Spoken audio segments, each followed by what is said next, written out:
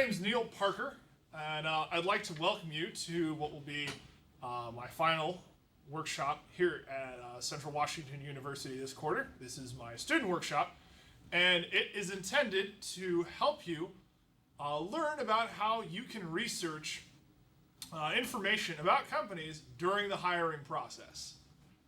So to get started, I have a confession to make. I think job interviews are scary, scary things. Like, you walk into a room with 3 other people, or one other person, who has the power to hire you and pay you money. And they're going to ask you a series of questions, and chances are pretty good you don't know what is going to be asked of you. So you have to think on your feet. Now, although there are sort of resources in the Career Center you can use to kind of deal with sort of nerves and mock interviews, and I encourage you to use all of those, one thing that I've been kind of reflecting on this quarter is that these skills reflect an information challenge.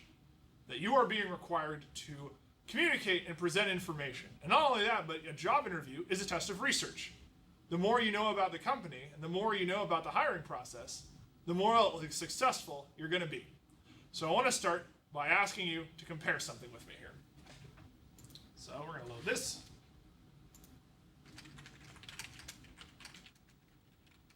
All right, cool.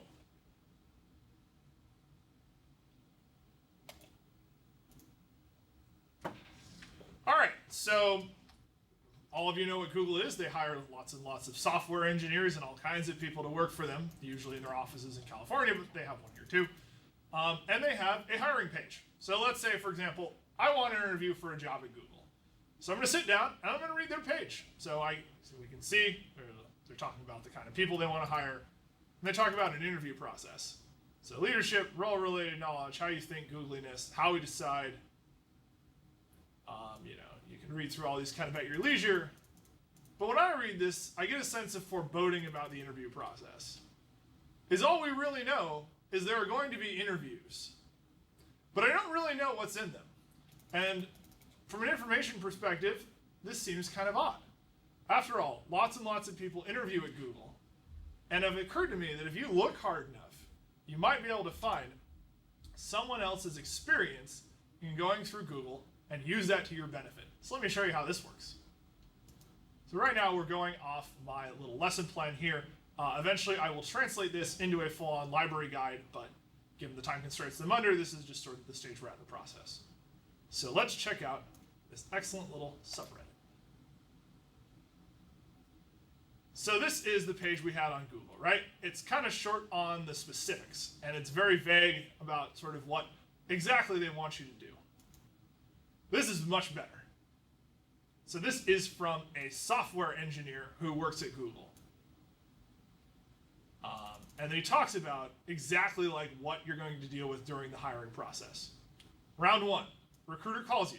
They ask a few simple questions. Things such as what's faster, quick sort, or bubble shot, or kind of relevant engineering issues. If you answer these correctly, you get to the next round. Round 2, an engineer calls you, and the interview lasts 45 minutes. So the other cool thing about this is, one, he's telling you, since this is a current engineer who's done this before, exactly what they do. So he says, right, that this is the absolute worst. About 1 out of 10 candidates pass this step because most candidates, even those with master's degrees and claimed multi-year experience, are completely incompetent. Spoiler warning, if you lie on your resume, this usually is where you get caught. And there's going to be 2 questions. The cover as much ground as possible approach. So the interview asks like 5 to 10 different questions to spread out across your areas of expertise. And the one hard problem approach, which this particular engineer does. So he also then walks you through what that might involve, right? I have a warm-up question, which is generally like pretty easy. That should, you should be able to solve in like 5 or 10 minutes. Having done that, you get to the harder one. So this is what he terms like the real question. And then this is like kind of the example as he goes through, like these are all pretty complex coding problems. And the reality is they're really hard to do in 35 minutes, and most people can't. So like if you were going in an interview process, imagine if you knew this, that you were going to be dealing with a really, really hard coding problem that they didn't necessarily expect you to solve. In that moment, you might panic. But imagine if for a moment you took the time to do some research and read this thread. And you saw that, aha, this is not an indication that, you're dumb. It's an indication that this is how the interview process works. You're not supposed to be able to get it right. What they really want to see is your process.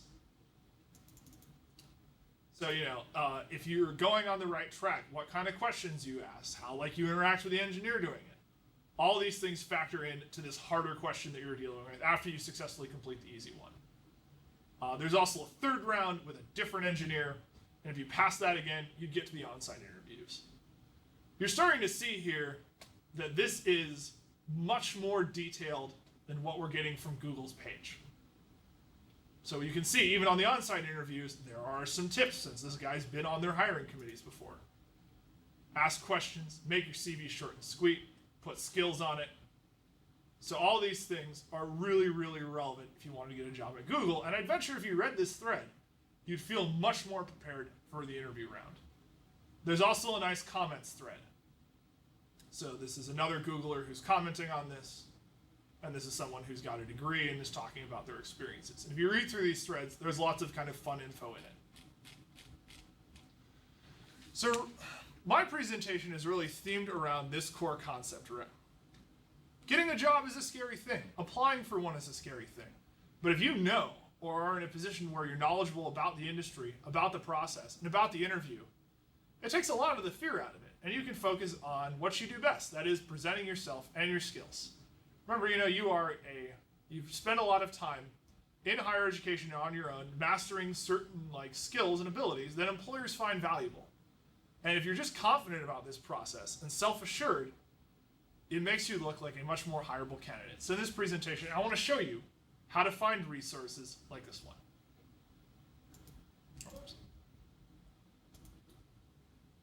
So this is Reddit. It's a social media platform with surprisingly good content in the hiring process. These are 3 subreddits that are definitely worth your time looking at. One is the sort of SCSC career questions specific to computer science. It is the thread that we were just in. So if I click right here, I can read this. So this forum has, unlike a lot of sort of subreddits where you can just do whatever you want, the subreddits that I've looked at have very, very specific rules about posting. So if you you have to read this. You just do. So we can look at resume critiques, internship questions, an FAQ that they really encourage you to read. And if you post a question they think indicates you haven't read the FAQ, they will not answer it. They will just delete it. But you can see, that there's lots of good information you're starting to find in here. Americans working overseas, CS specialty, good AMAs done by software engineers, accumulating web developer wages. How do I tell my boss I'm not comfortable developing anymore? And all these kinds of relevant issues. And a lot of sort of subreddits have content like this. There's one for accounting, there's one for nursing. Odds are pretty good unless you're really working in some kind of fringe profession. There will be a subreddit specific to the discipline you want to enter. So when you do that right, you have the opportunity to kind of scroll through here and you can read through things like, what are some of the common issues facing? What's the hiring process like? What's the job market like? So this is really, really good. The only problem with that subreddit is responders are still anonymous. So you don't necessarily know who you're talking to, but the mods on this forum are pretty aggressive at making sure that everyone stays on board. Which leads me to my next subreddit that we're going to look at here. Okay, IAMA is unique. It stands for I Ask Me Anything. You have the option to submit AMAs, request AMAs, hide AMA requests. And it goes through a list of all kinds of personalities, most of which are celebrities who've, gone through this AMAs and have done it. But there's something very, very special about AMAs that's true here that does not really have anything, that's not really present anywhere else on Reddit. Any AMA whatsoever requires you to prove to the moderators who you are. So if you run into an AMA by a Google engineer, it means they were able to prove to the moderators that that's where they work.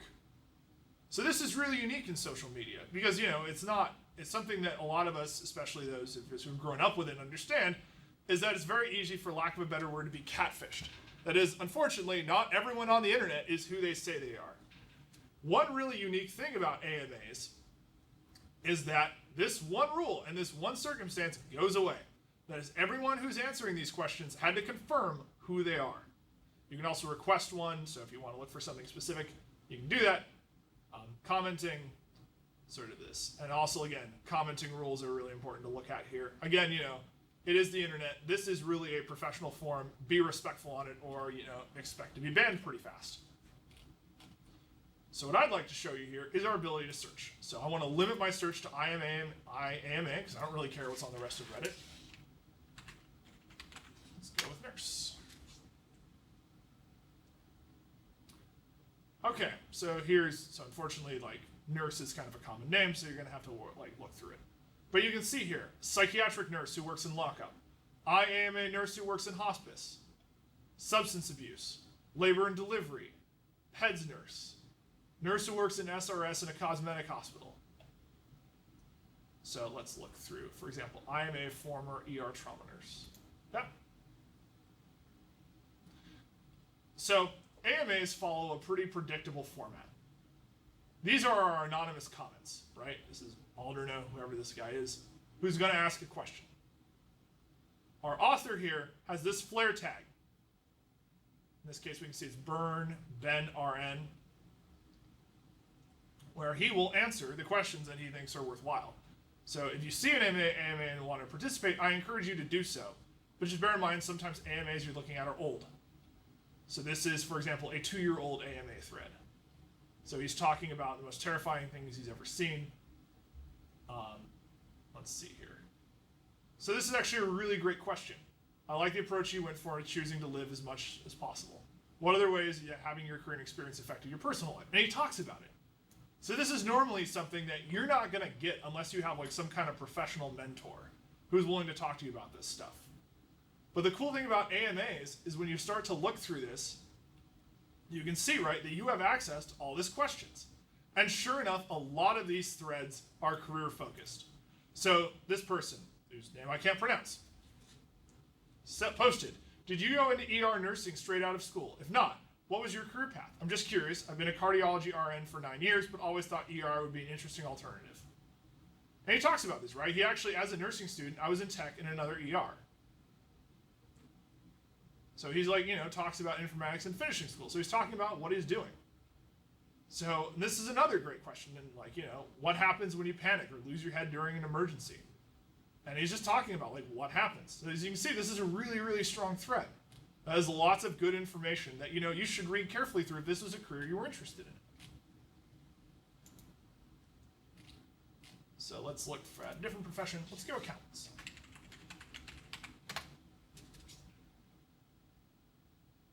So there are more threads on accountants. In general, these are sorted by relevance and links from all time. But you're going to find the same kind of information, right? I'm an experienced tax accountant. More experienced tax accountants, certified public accountants. So in general, threads that have more that are pushed to the top of the page by this relevance tab are considered threads that more people have participated in and are probably more interesting for you as a reader to go through. So this particular thread has over 3,000 comments and almost 2,000 upvotes. So if we click on it, this is probably the best thing on here in terms of the most detailed and the most specific. So again, right, it goes through the same format.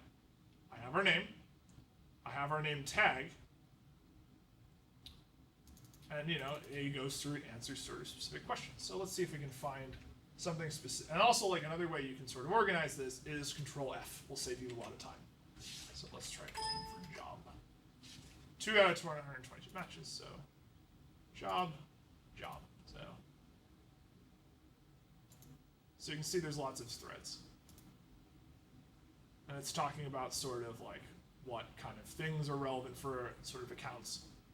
But you just want to take the time to read through this and find information you think is useful. So a lot of these questions, right, if you're going into accounting and you've read these kind of things and you understand that these are some of the issues people come to, that could be really good in an interview. Let's say you roll into an accounting interview and they ask you, well, give me an example of where you might be able to use your skills. If you talk about some scenario you're looking at, how important is it to have an accountant? And this answer. So yeah, the more money you make, the more benefit an accountant would be. So if you have this answer to an interview question, you look like you really, really have put in a lot of legwork and can talk at a very kind of high professional level about the sort of the rigor, the sort of requirements and the advantages your profession offers. This makes you look like a very engaged sort of member of your profession, and to a lot of like, employers, that's a very, very good thing. Okay. Lastly, this thread is an overview of writing resumes. So we're gonna go here next. So here's the this thread basically focuses on anonymous people critiquing your resume. There are pros and cons to this. One is that you're going to get feedback, but two, there's not really like any quality control for that feedback. But if you're looking through here, for example, if you are an electrical engineer, you might take the time to read through this, especially if it's been commented on a lot. So like if I go to resumes, I can see unfortunately that this thread is not nearly as big as AMA. There's only like 20,000 readers, and a lot of these things don't have a lot of upvotes to them, which is kind of unfortunate, but this is still like something you can look at. It's just not as good as the sort of other two subreddits I sort of showed you here for employers. Like, you can do this, but honestly, if you're looking for resume critiques, it's almost more worth your time to go talk to the Career Center, because they are like, they are professionals at reading resumes, and chances are they'll do a better job than these people will.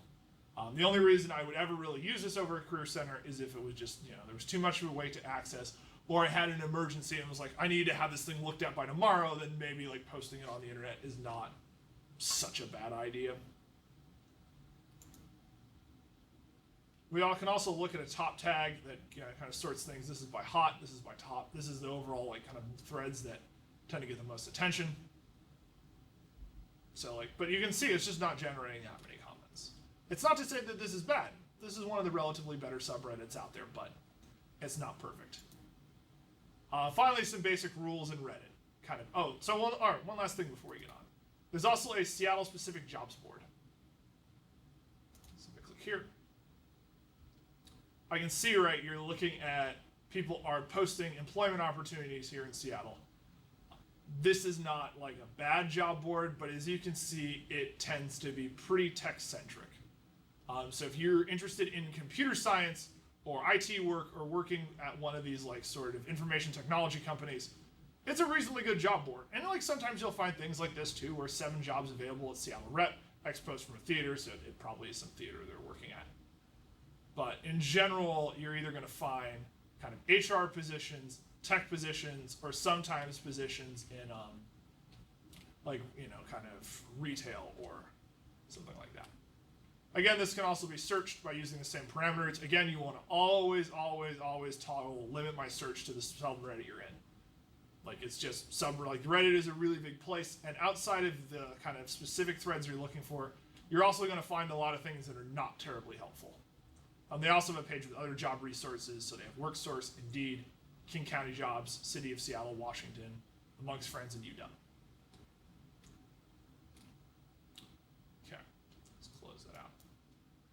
Lastly, Reddit etiquette.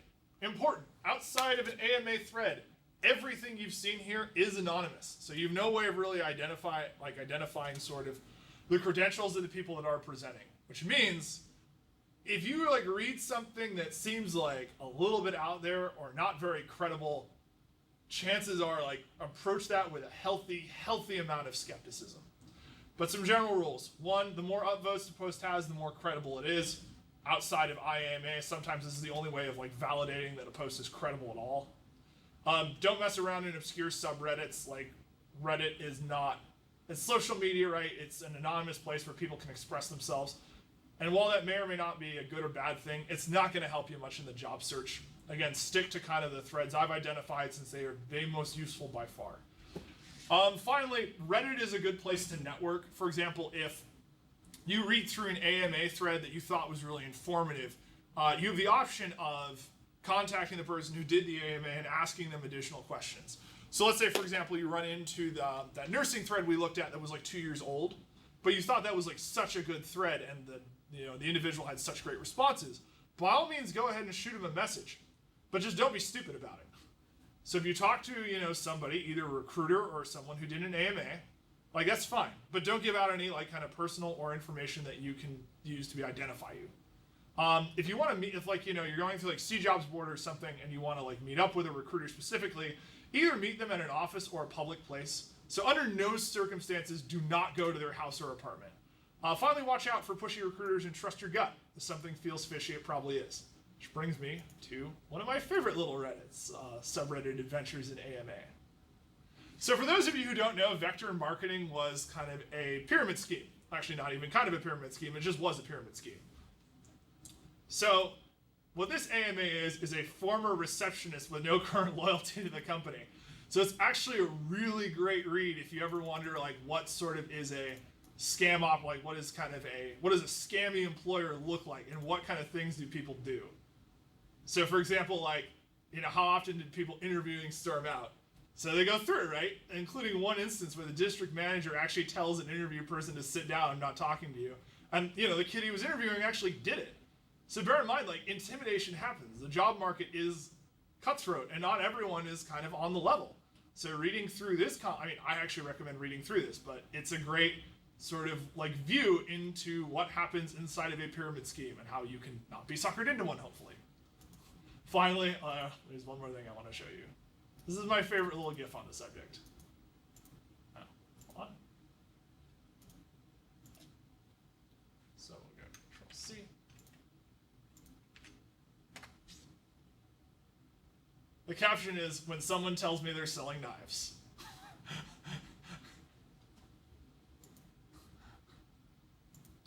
All right. So that's what Reddit does.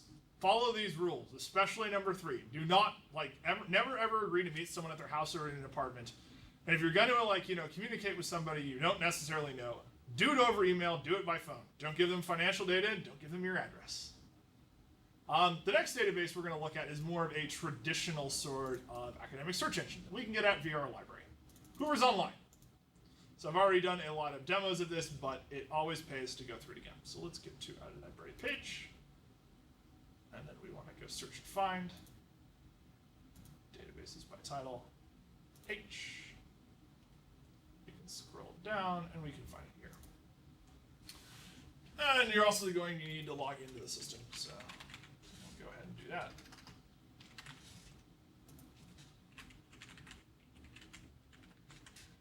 Now it is worth noting that over the last couple weeks, it is worth noting the last couple of weeks we've been hearing kind of concerning reports of students having trouble with remote access. So if you enter your password and your ID and it just doesn't work, that's not like, your problem. That may well be a system problem. And if it is, please contact CWU immediately.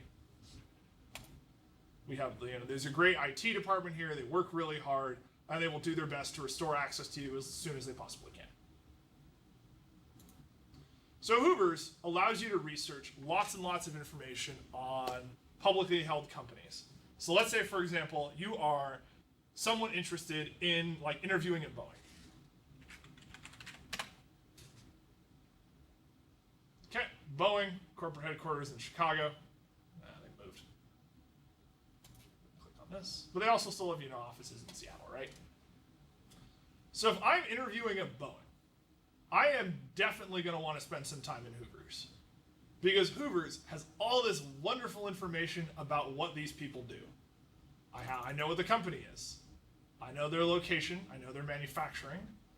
I know all these kind of issues about them. I also know that apparently at the moment they are more likely to be firing people than hiring. So I can look at key players. Looking at these LinkedIn profiles could help if you want more information about their mission statements. But really, the most useful sort of research you can do is identifying pain points.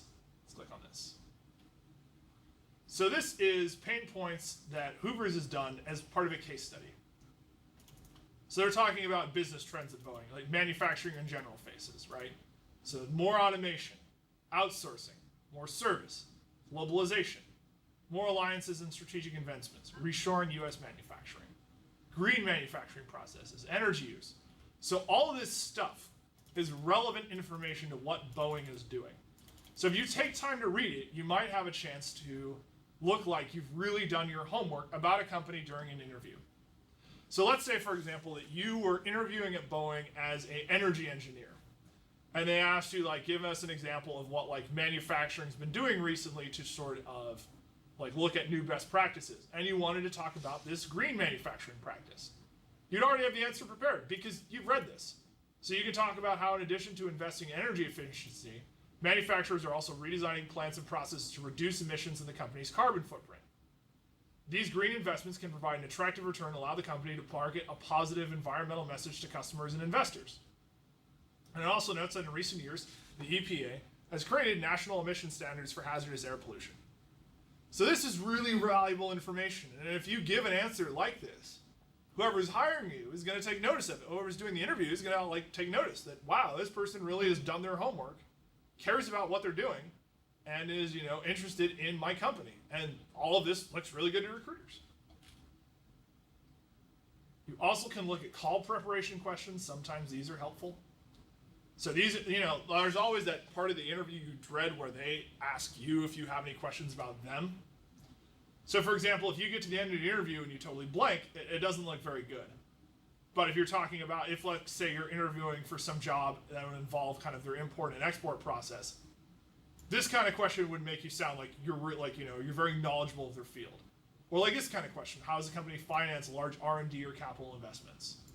What technologies could the company use to streamline process and reduce costs? If you ask these questions to people that work at the company, it makes you more credible. It's a sign that you've done your homework, that you understand what you're doing, and it's more likely to inspire a recruiter to take you seriously. So you can see, right, that our two most useful tabs here on this kind of index are here in our trends and opportunities and our call preparation questions. So let's just kind of navigate back to Boeing here. I can do this also for a bunch of different aspects of the process. So if I was working in rental and leasing or electronic equipment or aircraft, I could look all this stuff up, and it's probably almost certainly worth your time to do so. Like if you're interviewing for a job, for example, in like maintenance, you really should take the time to read through this, because it's talking about an industry description and it'll give you these same kinds of call preparation questions. And given Boeing's history with their unions, what challenges does the company face in managing workforce and inventory levels? That's probably something that your employers would have a lot to say about. So these are really good questions to ask during your interview, and they're just right here. All you have to do is know how to get to it, which is what I'm here to do, to help.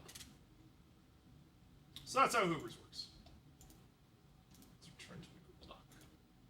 So another thing I want to talk about is Glassdoor.com.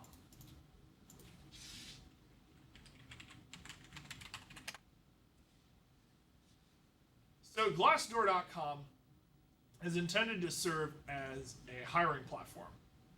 Jobs, company reviews, salaries, and interviews. But the reality is, while you can get hired through these people, they also have a ton of interesting data about the companies that you might be interested in working at. So let's say, for example, you want to get a job at Microsoft. So I can go to companies and reviews. You'll have to excuse the hiccups there. I had some Vietnamese for lunch, and while I regret nothing, it sometimes gives me the hiccups. Microsoft, showing 1 to 3 companies. Microsoft Licensing, Microsoft Innovation Center. So this is probably not relevant to the Microsoft we're looking at, but this definitely is. Here. Oh, hi. Hi, am I lost? What are you here for exactly? I think they provide study sessions for people who are preparing for the Compass test. Oh, sorry, yeah, that's in a different room. Yeah, I'm very lost. What? Oh. Alright, well, that happens. Anyway, so we're in the Microsoft main page, right? And you can see, I can look at ratings and trends and reviews. So out of 9,000 reviews, I have an aggregate, so this is what current employees were rating it. And you can see here, you have all of this really nice data. So this is like considered a top-rated interview from a former employee. So this former employee tag means that someone at, that this company confirmed worked at Microsoft posted this comment. So let's click on it. Glassdoor.com should load up. At least I hope it does. No, we can get it up. Interesting. Well, sometimes technology doesn't always work the way you want it to. So let's just go back. Okay, let's just get rid of that and go back to the main page.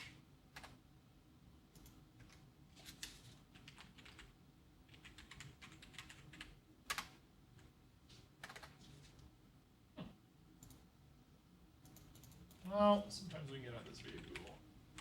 I guess so we can.